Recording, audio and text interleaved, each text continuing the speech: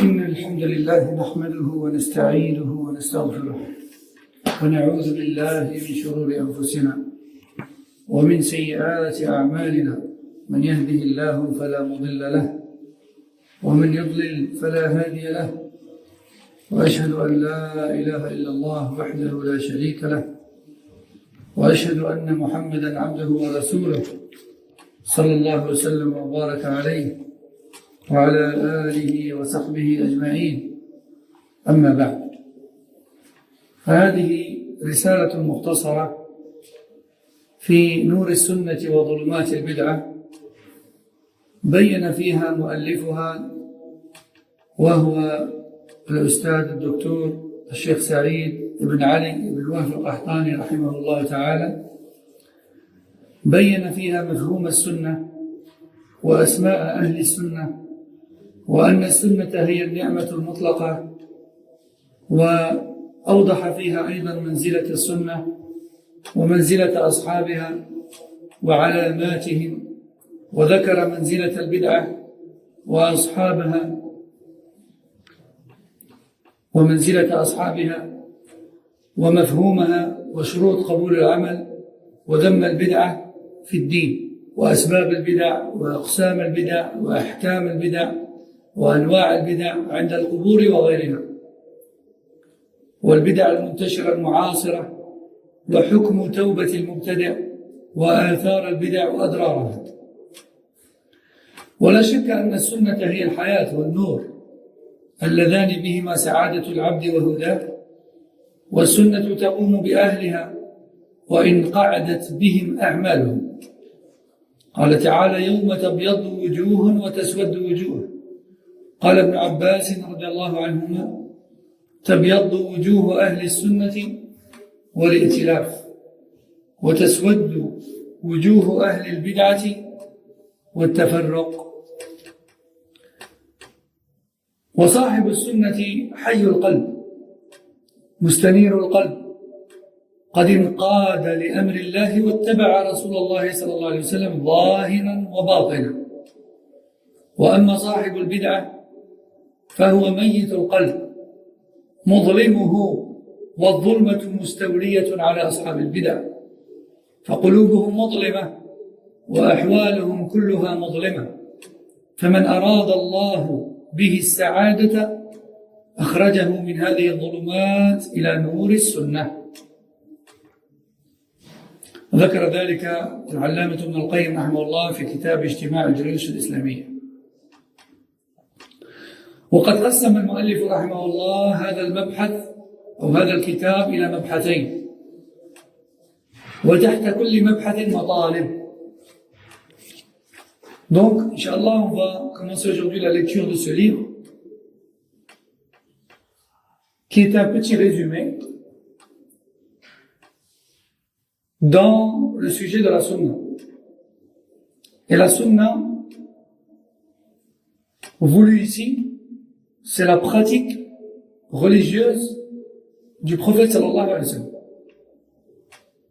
Dit autrement, c'est la croyance et la pratique islamique du prophète Muhammad sallallahu alayhi wa sallam et ses compagnons.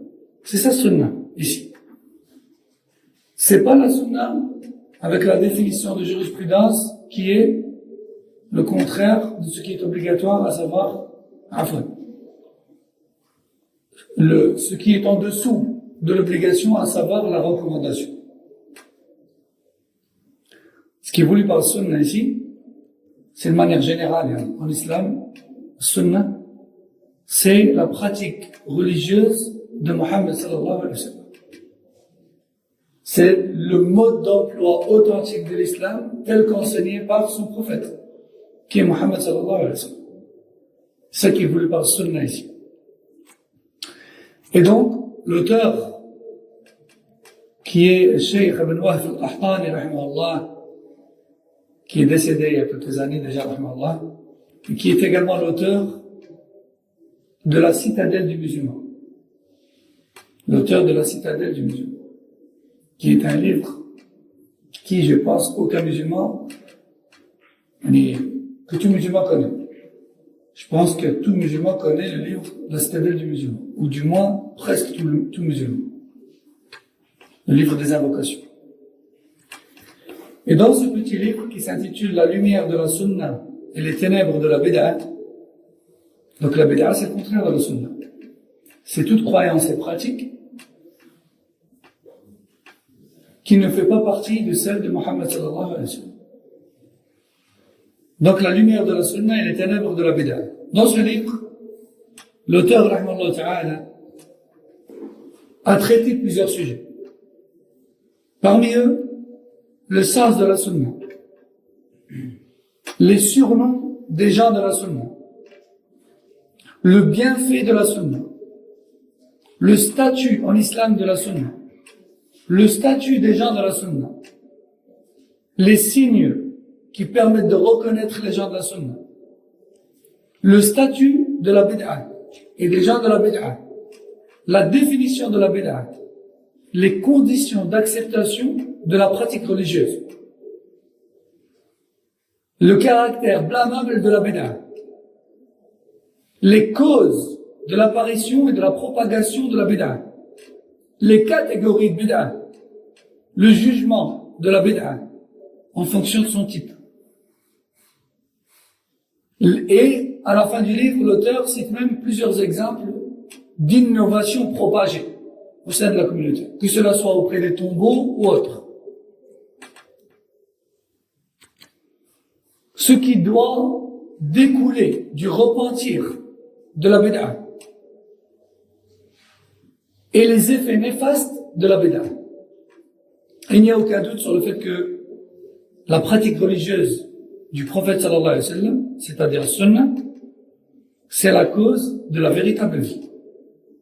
La véritable vie, le véritable bonheur, le véritable bien-être, la vraie vie dans la dunya et dans l'akhirah ne peut être acquérie que par le suivi de la sunna, que par la pratique de Muhammad sallallahu alayhi wa sallam, de l'islam, qui est la raison de notre existence. Donc la sunna, c'est ce qui permet de se procurer la véritable vie et la lumière et le bonheur et la guider. D'ailleurs, la sunna permet la réussite, le succès, l'acceptation des actions de ses adeptes, quand bien même leurs actions seraient de petit nombre. Yani, comme disaient les salafs, ikhtisadun fi sunna, khayrun min ijtihadin fi bid'ah. Les sahaba, les tabi'in disaient, je préfère faire peu d'actions sur base de la sunna, plutôt que beaucoup d'actions sur base de la bid'ah. C'est pour ça que les ulama disent, السنة تقوم بأهلها وإن قعدت بهم أعمالهم. La sunna élève les gens de la sunna, quand bien même leurs actions sont de petit nombre. Ce qui compte, c'est pas combien tu fais. Ce qui compte, c'est ce que tu fais et à quoi ressemble ce que tu fais. Non. Allah Azza wa Jalla dit dans le Coran, ce qui a pour sens, le jour de la résurrection, certains visages s'illumineront, tandis que d'autres s'assommbriront. Ibn Abbas, qui est le savant du Coran et de ses sens, Ibn Abbas a dit, ce sont les visages des gens de la sunna qui s'illumineront. Et ce sont les visages des gens de l'innovation religieuse qui s'assombriront.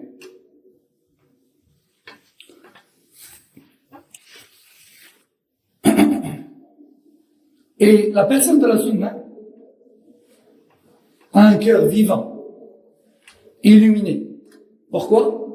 Car il se soumet aux ordres d'Allah et suit à la trace le messager d'Allah, sallallahu alayhi wa sallam, intérieurement et extérieurement. Quant à la personne de la bid'a, elle a le cœur mort, car le cœur ne peut vivre qu'avec la sunna. La véritable vie, comme on l'a dit, c'est qu'avec la sunna. Celui qui n'est pas sur la sunna, il a le cœur mort. Et plus il a de bid'a en lui, dans son cœur et dans ses actes, plus son cœur s'assombrit et meurt. Mettez votre téléphone en silencieux, s'il vous plaît. Donc, la personne de la bid'a a le cœur mort, et sombre, ténébreux. Et d'ailleurs, tout ce qui est entrepris par les gens de la bid'a n'est que ténèbres. N'est que ténèbres. Même s'ils font des choses bien, elles sont impactées par le mal de leur bid'a. Et elles sont privées de la baraka à cause de leur bid'a. Et ils ne connaissent pas le véritable bonheur. Et il ne peut sortir la personne de la bid'a des ténèbres vers la lumière que la sunna. Que la sunna. Comme a cité cela l'imam Ibn al-Qayyim rahimahullah dans son livre Ijtima' al-Juyush al-Islamiyya. Et en fait, ce livre est composé de deux parties, deux chapitres, deux grands chapitres. Le premier chapitre, c'est celui de Nur al-Sunnah, la lumière de la Sunna et tout ce qui est en lien avec la Sunna, la définition de la Sunna, les gens de la Sunna, les surnoms des gens de la Sunna, les caractéristiques des gens de la Sunna, le mérite des gens de la Sunna, etc. Premier chapitre, première partie. Deuxième partie, c'est les ténèbres de la bid'a. Et tout ce qui est en lien avec la bid'a. La définition de la bid'a, les gens de la bid'a, le mérite des gens, le statut des gens de la bid'a, caractère blâmable des gens de la bid'a, etc.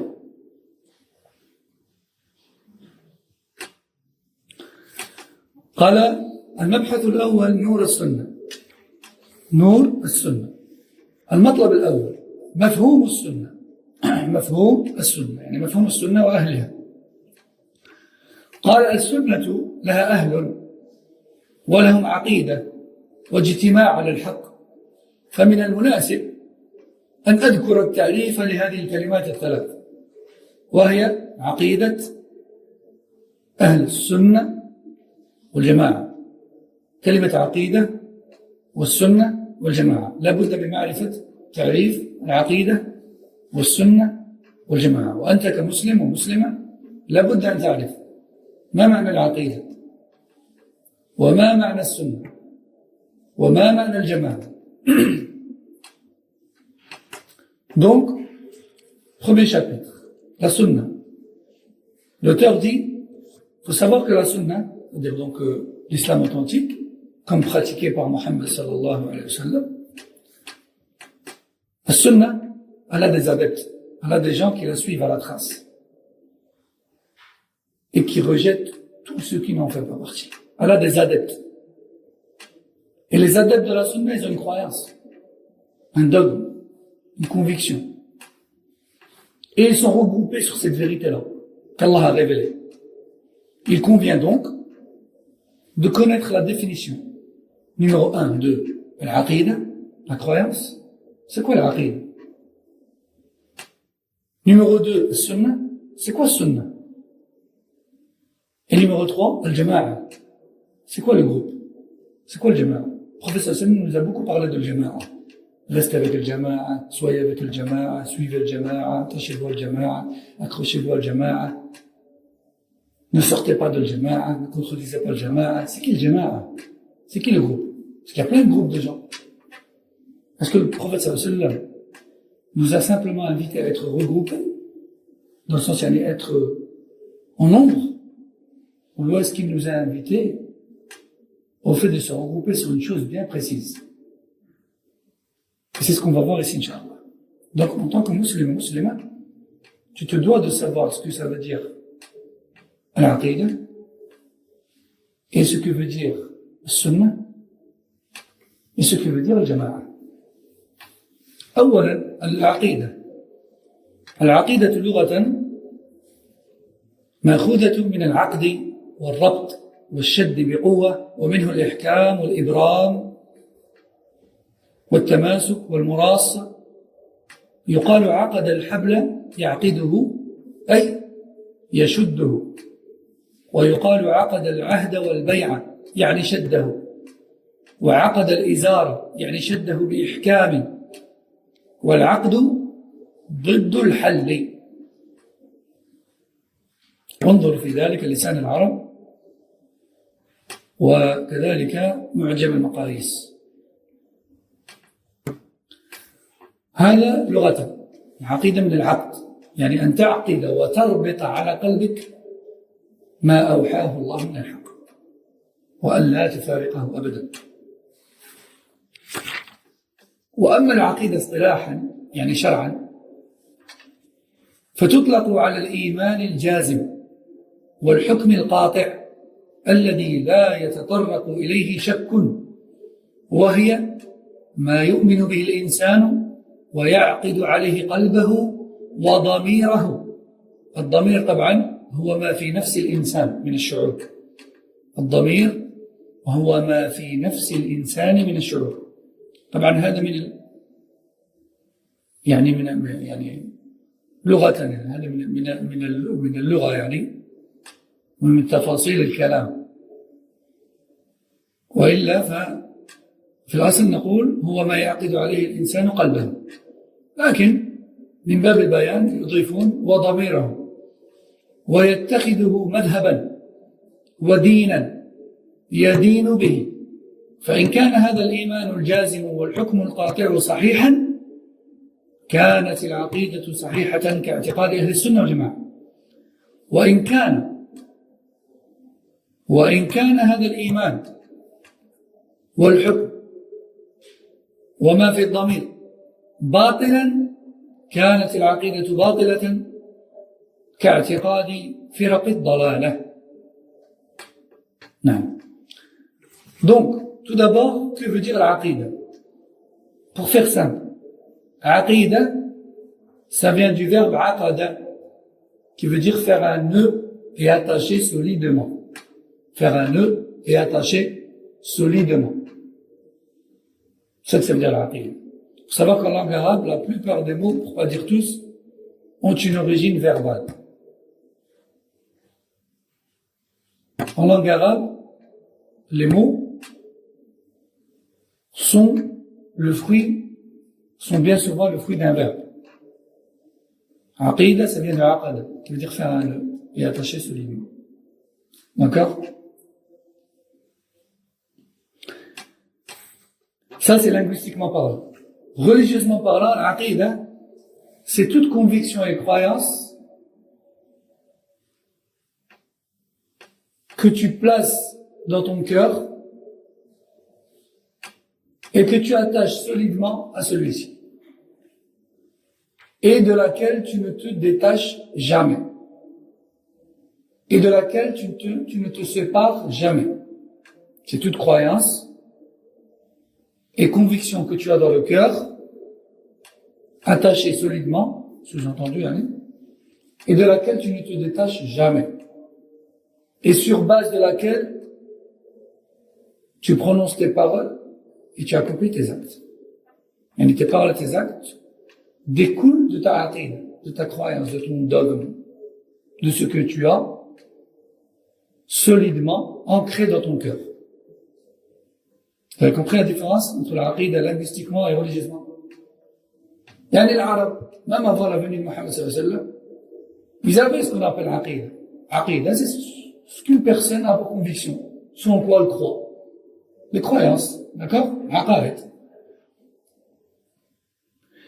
Et la définition religieusement dite, donc plus proprement religieuse, c'est la croyance que tu as dans ton cœur et de laquelle tu ne te sépares jamais.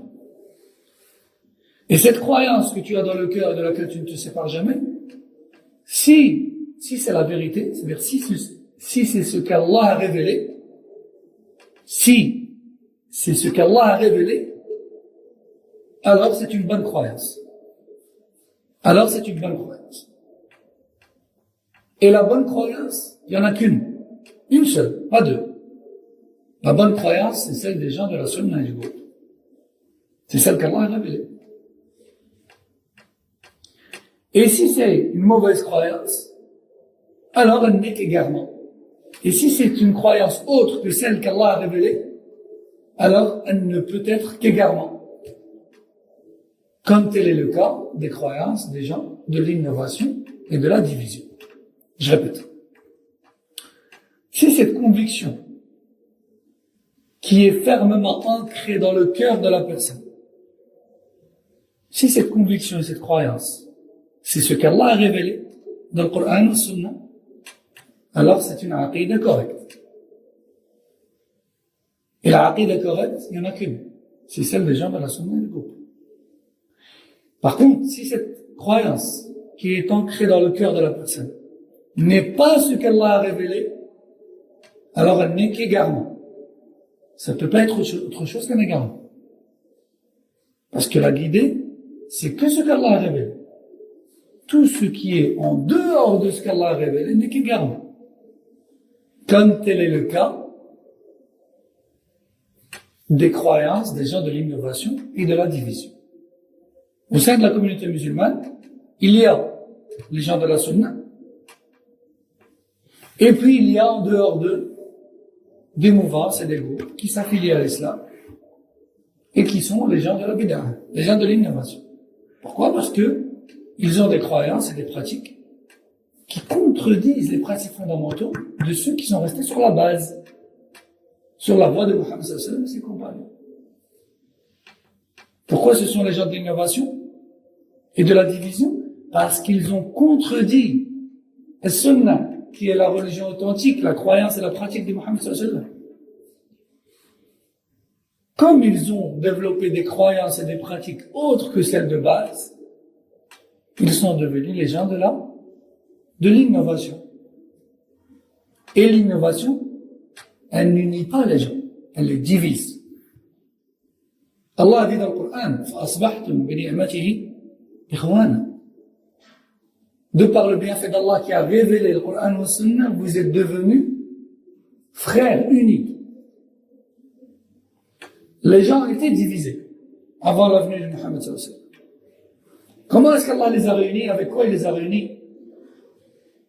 Avec le Coran et la Sunna.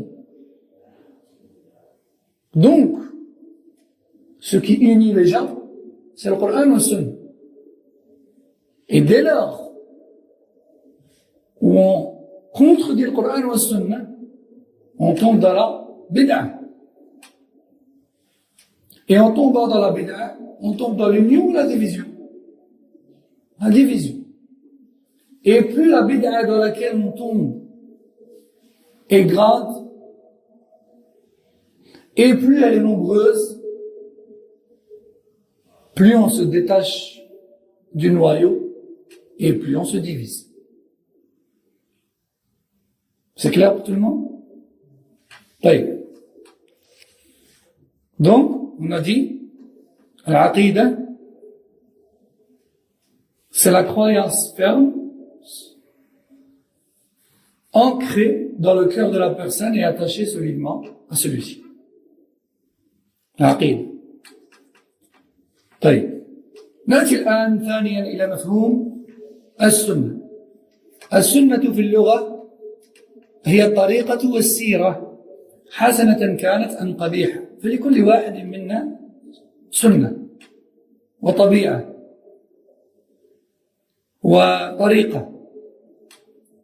وأما السنة شرعا اصطلاحا عند علماء العقيدة الإسلامية، فالسنة هي الهدي الذي كان عليه رسول الله صلى الله عليه وسلم وأصحابه علما واعتقادا وقولا وعملا، وهي السنة التي يجب اتباعها ويحمد أهلها ويذم من خالفها. ولهذا قيل فلان من أهل السنة، يعني من أهل الطريقة الصحيحة المستقيمة المحمودة. قال الحافظ ابن رجب رحمه الله: والسنة هي الطريقة المسلوكة، فيشمل ذلك التمسك بما كان عليه صلى الله عليه وسلم هو وخلفاؤه الراشدون من الاعتقادات والأعمال والأقوال، وهذه هي السنة الكاملة. انتهى. معنى ذلك أن هناك من قد يكون على السنة لكنه ليس على السنة الكاملة، قد يكون عنده بدع. فلان على السنة في كذا وكذا وكذا وكذا وكذا، ما شاء الله وافق أهل السنة في هذا، لكن عنده بدعة كذا وعنده بدعة كذا وعنده بدعة كذا، فهذا نعم على سنة، لكن ليس على السنة الكاملة، ليس على السنة المحضة الكاملة، عنده بدع. فهو من أهل السنة بالتعريف العام لأهل السنة، يعني ليس رافضيا ليس شيعيا، لكن ليس من أهل السنة المحضة السلفيين. واضح؟ قال شيخ الإسلام رحمه الله: السنة هي ما قام الدليل الشرعي عليه بأنه طاعة لله ورسوله صلى الله عليه وسلم، سواء فعله رسول الله صلى الله عليه وسلم أو فعل في زمانه، يعني وأقره النبي صلى الله عليه وسلم، أو لم يفعله، يعني تركه النبي صلى الله عليه وسلم ولم يفعل على زمانه، يعني تركه الصحابة، لعدم المقتضى حينئذ لفعله، يعني لم يحتاجوا لفعله، أو وجود المانع منه. انتهى كلام شيخ الإسلام. يعني السنة هي ما فعله النبي صلى الله عليه وسلم وما تركه أيضا، ما فعله النبي صلى الله عليه وسلم فهي سنة فعلية، وما تركه النبي صلى الله عليه وسلم فهي سنة تركية. فما فعله سنة وما تركه سنة. وبهذا المعنى تكون السنة اتباع آثار رسول الله صلى الله عليه وسلم باطنة وظاهرة، واتباع سبيل السابقين الأولين من المهاجرين والأنصار. انتهى كلام شيخ الإسلام رحمه الله. Bon. Venons-en maintenant à la définition de sunna. Al-sunna, aussi, elle a une définition linguistique et une définition religieuse. Forcément, toute chose a une définition linguistique, puisqu'on est en train de parler en langue arabe. Tout à fait. Sunna, c'est la manière d'être et la façon de faire de quelqu'un, d'une personne. Et chacun d'entre nous a une sunna, c'est-à-dire il a une manière d'être et des habitudes. Chacun d'entre nous a, linguistiquement parlant, une sunna. D'accord? Qu'elle soit bonne ou mauvaise.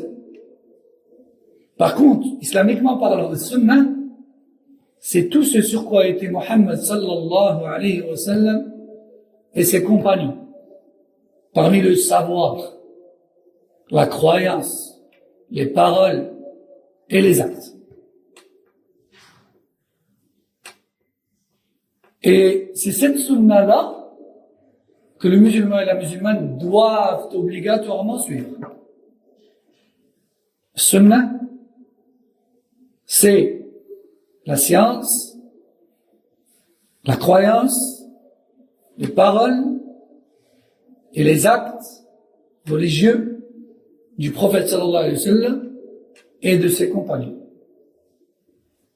Et donc, sunna, selon cette définition-là, est obligatoire pour tout musulman et musulmane,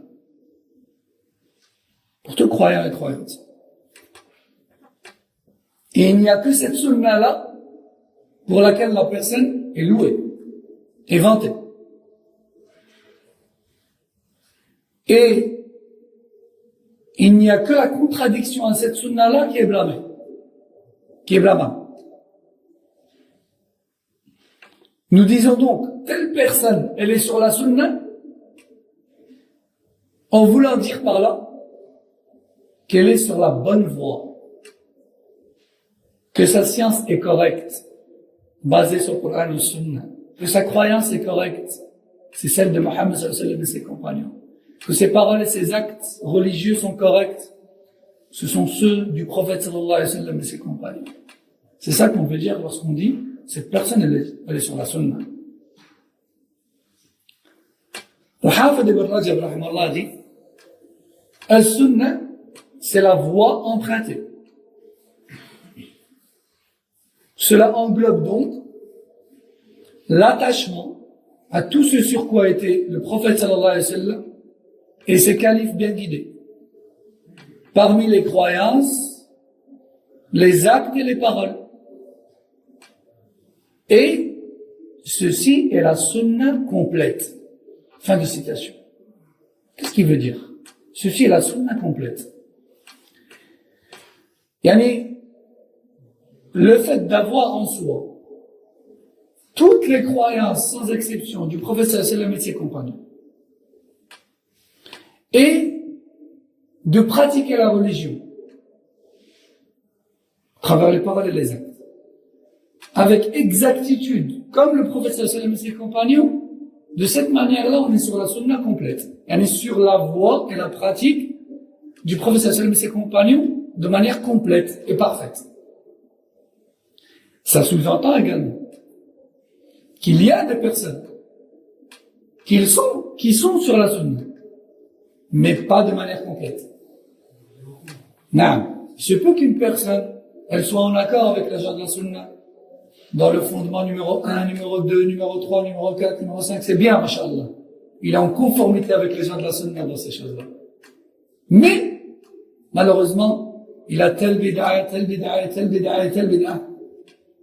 Donc oui, il est sur le sunna, et en conformité avec le sunna dans telle et telle chose. On précise, dans telle et telle chose. Mais malheureusement, il n'est pas complètement sur la sunna. Parce qu'il contredit les principes fondamentaux de la sunna dans telle et telle chose. C'est pour ça que Cheikh Ibn Baz, Cheikh Ibn Taymiyyah, et même l'imam Rajab ici et d'autres, ils disent, tout groupe, parmi les groupes de la bid'a, ont en eux du haqq et de la sunna. Ils ont dans leur croyance et leur pratique de la sunna. On ne peut pas nier ça. On ne peut pas nier ça. Toutes les mouvances qui s'affilient à l'islam ont des choses vraies, véritables dans leur croyance et leur acte. Donc, dans la définition générale des gens de la sunna qui est le contraire des chiites, oui, ce sont des gens de la sunna. Ils ne sont pas chiites. Tant que leur bid'a, c'est pas le chiisme, bien sûr. Mais dans la définition précise des gens de la sunna, à savoir ceux qui sont parfaitement et complètement sur la sunna, en rejetant toute innovation petite et grande, non, ils ne sont pas sur la sunna parfaite. Ils ne sont pas sur la sunna complète. C'est clair pour tout le monde, ça? Est-ce que c'est clair pour tout le monde? Donc, tout musulman, en dehors des chiites, effectivement, il est sur la sunna. Mais, tout musulman n'est pas sur la sunna complète et parfaite.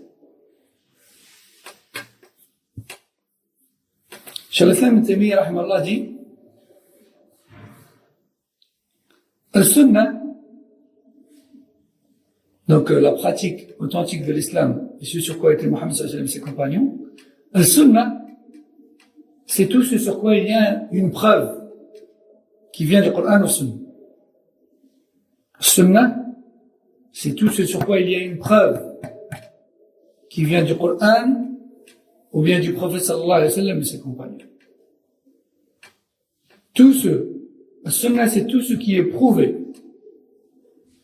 par le Coran ou le Hadith comme étant une obéissance à Allah et son messager. Que la preuve soit une information qui dit que le prophète sallallahu alayhi wa sallam a fait telle chose, ou bien que ses compagnons devant lui ont fait telle chose et que lui n'a pas blâmé, donc il a approuvé.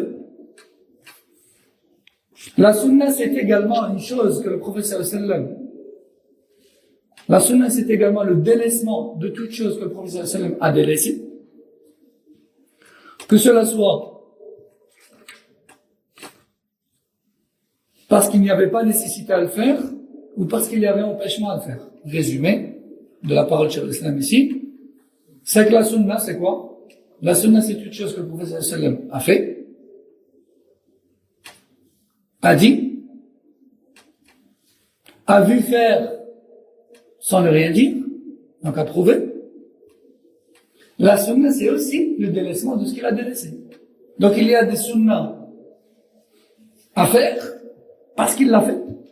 Et il y a des choses, il y a des choses et la sunna, c'est aussi parfois le fait de délaisser ce qu'il a délaissé. Vous avez compris? Donc il y a des sunan, il y a des sunnahs à faire, et il y a des sunnahs qui consistent à ne pas faire. D'accord? Exemple.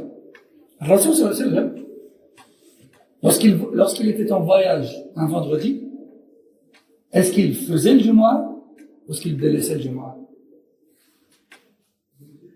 Il délaissait salat le Jumu'ah. Donc le sunnah lorsqu'on est en voyage, est-ce que c'est de faire le Jumu'ah? De faire ou de délaisser? Vous voyez, le sunnah c'est parfois de délaisser. D'accord? Rasul sallallahu alayhi wa sallam, lorsqu'il était en voyage, il faisait les 12 rawatib, les 12 rak'at surrogatoires, ou il les délaissait? Mis à part, bien sûr, sunnat al-fajr ou al-witr, mais est-ce que les autres, il les faisait ou il les délaissait? Il les délaissait. Donc, le sunnah ici, c'est de délaisser, non pas de faire. Donc, vous voyez, sunnah, c'est pas toujours faire quelque chose. Sunnah, c'est aussi délaisser quelque chose. Par suivi du prophète sallallahu alayhi wa sallam. Et sunnah aussi, ça peut être une approbation du prophète sallallahu alayhi wa sallam, sans pour autant parler ou faire. D'accord? Parfois, il y a des sunnahs sur lesquels on n'a pas un texte qui dit que le prophète a fait ou dit.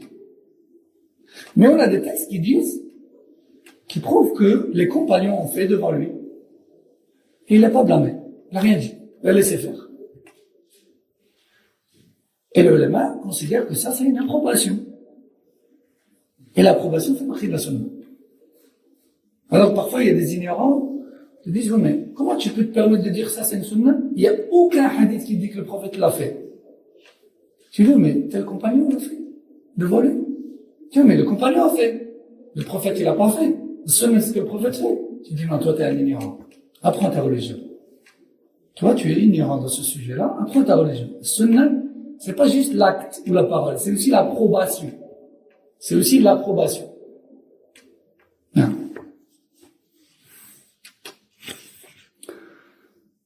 طيب هذا فيما يخص السنة. Donc ça c'était par rapport à la définition de السنة. Toute croyance, parole ou acte du prophète sallallahu alayhi wa sallam et de ses compagnons. Vous avez compris maintenant pourquoi on dit et de ses compagnons? Parce que parfois il y a des actes ou des paroles qui ont été prononcés ou accomplis par des compagnons devant le prophète sallallahu alayhi wa sallam et approuvés par celui-ci. Non, par exemple, il y a même des invocations à dire dans la salat qui ne sont pas rapportées du prophète sallallahu alayhi wa sallam, sont rapportées des sahaba. Mais, lorsque les compagnons les ont prononcées derrière lui dans la salat, après la salat, le prophète sallallahu alayhi wa sallam les a informés que les anges, se sont disputés lequel d'entre eux allait retranscrire ce dua-là. Ça sous-entend donc que ce dua-là est louable dans la salat. Le prophète sallallahu alayhi wa sallam a voulu dire, ton invocation, elle était bonne. Elle a été agréée par Allah Azza wa Jalla au point où les anges se sont disputés entre eux lequel d'entre eux va l'écrire. Vous voyez? Pourtant, c'est une pratique religieuse, c'est dans la salat. Et comme vous savez, l'ibada, on la fait pas comme on veut. Faut un dalil. Et c'est qui a prononcé ce dua-là? C'est un sahabi. Mais le prophète sallallahu alayhi wa sallam l'a approuvé. Et parfois, en plus de l'approbation, il les informe que tel acte ou telle parole a été agréé par Allah. C'est pour ça qu'on doit dire le sunnah, c'est la croyance, les paroles et les actes du prophète sallallahu alayhi wa sallam et de ses compagnons. Voilà. C'est pour ça qu'il a dit alayhi sallam, le groupe sauvé, après la division de la communauté, ma ana alayhi al-yawma wa ashabi. Ce sur quoi je suis moi aujourd'hui et mes compagnons. Pour ça, le sahaba, la considération du sahaba, le respect du sahaba, le fait de parler en bien sur le sahaba, le fait de détester toute mauvaise parole à l'encontre du sahaba, ça fait partie de l'iman. Ça fait partie de la religion. Parce que c'est le sahaba qui nous ont transmis le din. Et le prophète sallallahu alayhi wa sallam nous a interdit de parler en mal sur eux. Et Allah les a agréés dans le Coran. Et Allah nous a garanti leur croyance et leur voie, et leur pratique. Et celui qui parle au mal sur le sahaba et qui les remet en cause, il remet en cause la religion qu'ils nous ont transmise. Et si tu remets en cause la religion qu'ils nous ont transmise, qu'est-ce qui reste? Il reste plus rien. Donc, Sunna, c'est ce sur quoi était le prophète sallam et Sahaba, parmi la croyance, les paroles et les actes. نأتي الآن إلى تعريف الجماعة. تعريف الجماعة.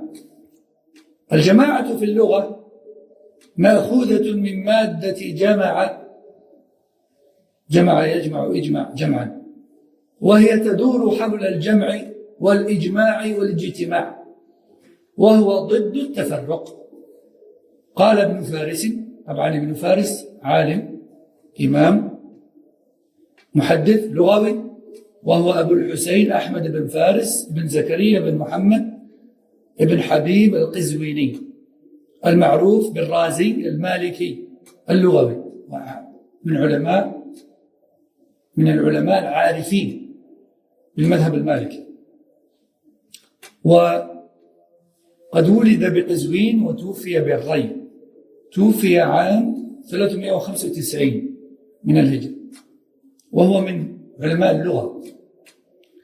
قال ابن فارس رحمه الله: الجيم والميم والعين أصل واحد يدل على تضام الشيء، يقال جمعت الشيء جمعا، جمعت الشيء جمعا.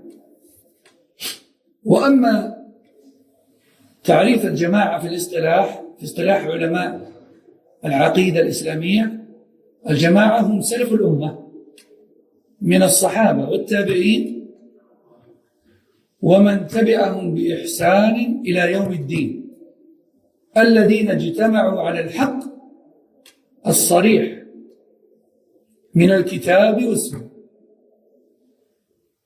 وذكر ذلك ابن أبي العز في شرح العقيدة الطحاوية، وكذلك العلامة محمد خليل هراس في شرح العقيدة الوسطية. إذن الجماعة هم الذين يجتمعون على الحق من الكتاب والسنة، وعلى رأسهم الصحابة والتابعين ومن تبعهم بإحسان إلى يوم الدين. فالجماعة الحقة هي من اجتمع على الحق وإن قل عدده. فالمقصود هنا هو ما يجتمع عليه، وليس المقصود مجرد الاجتماع والعدد. لا بد أن تفهم هذا، وهذا معنى قول النبي صلى الله عليه وسلم لحذيفة: عليك بالجماعة. نعم، لما سأله: وإذا لم يكن لهم إمام ولا جماعة؟ قال: أنت الجماعة، أو كما قال عليه الصلاة والسلام: أنت وحدك الجماعة. وقد قال بعض السلف: عليك بالجماعة ولو كنت وحدك.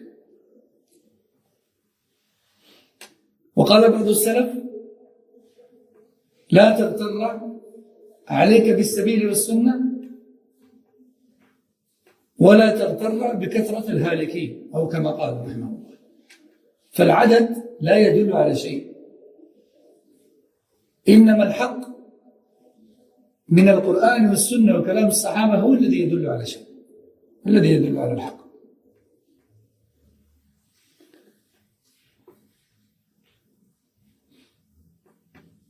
ولذلك قال ابن مسعود رضي الله عنه: الجماعة ما وافق الحق وإن كنت وحدك. وقال نعيم بن حماد: يعني إذا فسدت الجماعة فعليك بما كانت عليه الجماعة قبل أن تفسد، وإن كنت وحدك فإنك أنت الجماعة حينئذ. انتهى. وذكر هذين الأثرين الإمام ابن القيم في إغاثة اللهفان، وعزاه إلى البيهقي. On termine aujourd'hui, Inch'Allah, avec la définition de Al-Jama'a. Al-Jama'a, donc encore une fois linguistiquement, Al-Jama'a, ça vient du verbe Jama'a. Comme je vous ai dit, en langue arabe, la plupart des mots ont une origine verbale, ont une racine verbale. Dans le dictionnaire en arabe, dans le dictionnaire arabe, quand on cherche après la définition d'un mot, on commence d'abord par chercher de quel verbe descend-il. En l'occurrence, ici, le jama'a, ça descend du verbe jama'a. Jama'a yajma'u, qui signifie rassembler. Et ijtama'a yajtami'u signifie se rassembler. D'accord? Donc, al-jama'a, c'est le rassemblement. Linguistiquement parlant, c'est le rassemblement, c'est l'union, c'est le fait de se rassembler.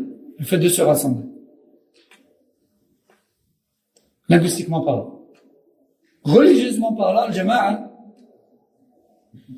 c'est le fait de se rassembler autour de la vérité révélée par Allah dans le Coran et la Sunna. Et à la tête de ce rassemblement, nous trouvons les compagnons et tous ceux qui les ont suivis à la trace. Ce sont eux, al-jama'a. Donc, dit autrement, ce qui compte,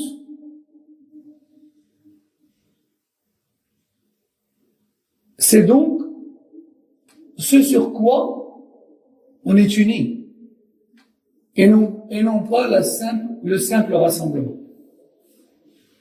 Ce qui compte, c'est ce sur quoi on est unis, et non pas le simple rassemblement.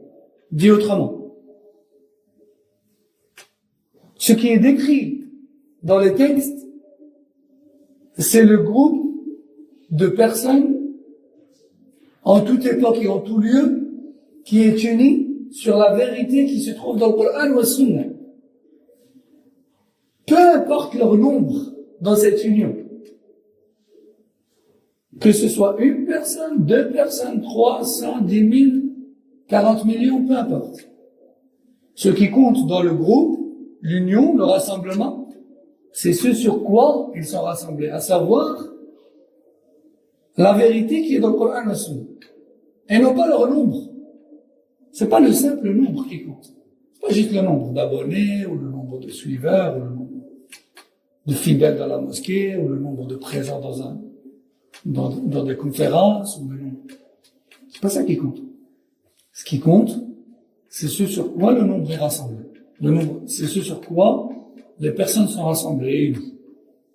Bien sûr, plus le nombre de personnes unies autour de la vérité est grand, mieux c'est.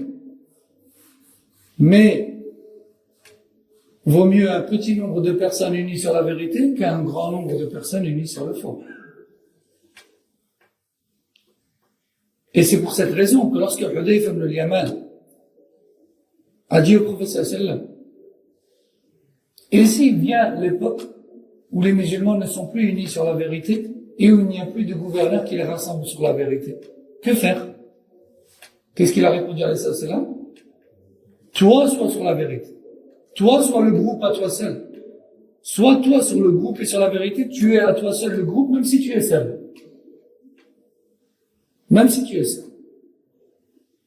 Et c'est pour ça que certains salafs, comme Ibn Mas'ud, qu'Allah a dit, le véritable groupe, c'est celui qui est sur la vérité, même si c'est une seule personne, dans tout le village, dans toute la ville, dans tout le pays, qui est sur le Coran ou le Sunna, avec l'interprétation exacte de Sahaba, croyances, paroles et actes, alors le groupe dans cette ville ou dans ce pays, c'est Flan. C'est lui le Jama'a, même si tout seul. C'est important le nom. Regardez ce qu'ils disent.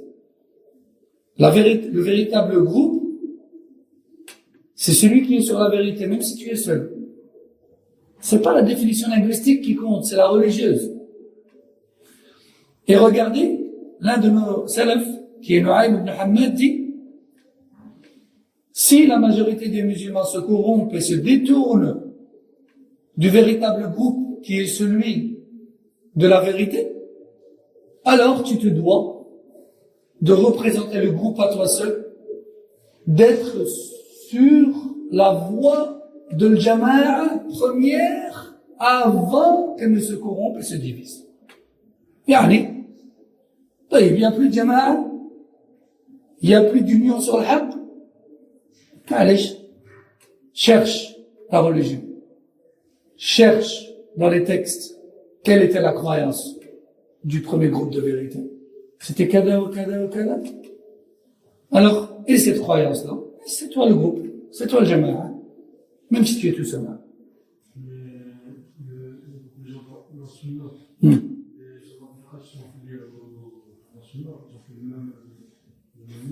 Non, ça c'est ce qu'on verra dans les cours prochains, Inch'Allah.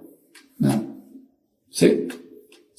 Effectivement, certains gens de la Béda ont pris, se donnent comme nom, ou empruntent mensongèrement certains noms des gens de la Sunna pour attirer les gens. Mais c'est la réalité des choses qui comptent, c'est pas juste le titre. Mais on verra ça, Inch'Allah, dans les cours prochains. Donc, le jama'a, c'est ça.